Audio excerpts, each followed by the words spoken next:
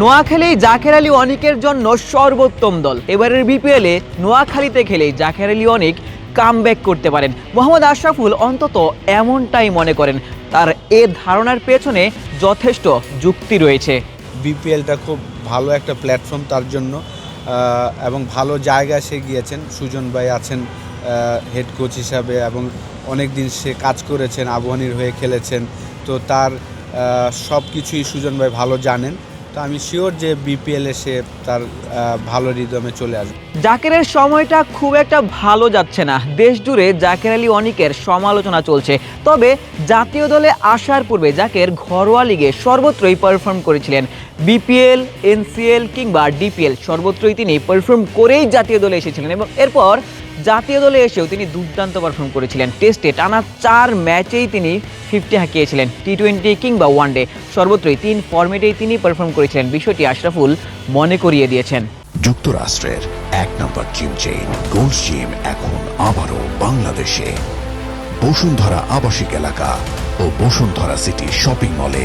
কিন্তু পারফর্মার যখন সে বাংলাদেশ টিমে ঢোকার আগে কিন্তু 3টা সিজন ঢাকা প্রিমিয়ার লিগ বলেন, এনসিএল বলেন, বিসিএল বলেন, বিপিএল বলেন, সব জায়গায় কিন্তু সে পারফর্ম করে বাংলাদেশ টিমে ঢুকেছে এবং বাংলাদেশ টিমে ঢুকেও কিন্তু সে 3টা ফরম্যাটই ভালো খেলেছেন। রিসেন্টলি একটু খারাপ সময় যাচ্ছে। আমি একটু আনলাকি বলবো, জাকের আলী অনেক যদি টেস্ট ম্যাচে সে খেলতে পারেনি, চমৎকার প্র্যাকটিস করেছেন। তারপর একটা ম্যাচ খেললো, ওই ম্যাচে 2টা বল বাদ দিলে যে বলে একটা অফ স্ট্যাম্পের অনেক বাইরের বল লেগে মারতে গিয়েছেন আর যেটা আউট হয়েছেন, এই 2টা বল বাদ দিলে আর বাকি 14টা বলে আমি বলবো যে সে ম্যারিট অনুযায়ী খেলেছেন, ভালো ব্যাটিং করছিল। আনলাকি যে সে ম্যাচ পায়নি। যদি ব্যাক টু ব্যাক আরও 2টা ম্যাচ পেত তাহলে আমি শিওর যে সে বড় রানই করতো। বিপিএলটা খুব ভালো একটা প্ল্যাটফর্ম তার জন্য। আশরাফুল মনে করেন জাকের আলী অনিক মেন্টালি অনেক বেশি স্ট্রং। তার এই টাফনেসের জন্যই তিনি কামব্যাক করতে পারেন। এবারের বিপিএলটাকে জাকেরের জন্য বড় মঞ্চ হিসেবে দেখছেন মোহাম্মদ আশরাফুল। বিপিএলে পারফর্ম করেই জাকের আলী অনিক জাতীয় দলে এসেছিলেন। সালাউদ্দিনের সেই উক্তিটি নিশ্চয়ই আপনাদের মনে রয়েছে। তবে এরপর কোথাও যেন জাকের নিজেকে হারিয়ে বসেছেন। 3 ফরম্যাটে দুর্দান্ত ব্যাটিং করছিলেন এবং হঠাৎই তার ছন্দপতন হয়। এই মুহূর্তে জাকেরকে ঘিরেই সর্বত্রই সমালোচনা। তবে ওই নোয়াখালীতে খেলেই জাকের কামব্যাক করতে পারেন।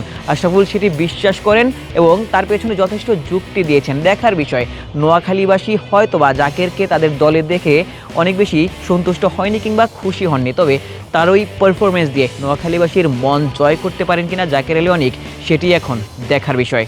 বলাররা যখন আপনার অফ স্টাম্পের বাইরে বল করবে, সেই বলগুলা পয়েন্ট, কাভার, মিড অফ যেই গ্যাপগুলো আছে ওই গ্যাপে যেন শুরুতে আপনি যদি লো রিস্ক শট খেলেন তাহলে কিন্তু আপনার জন্য রান করাটা সম্ভব।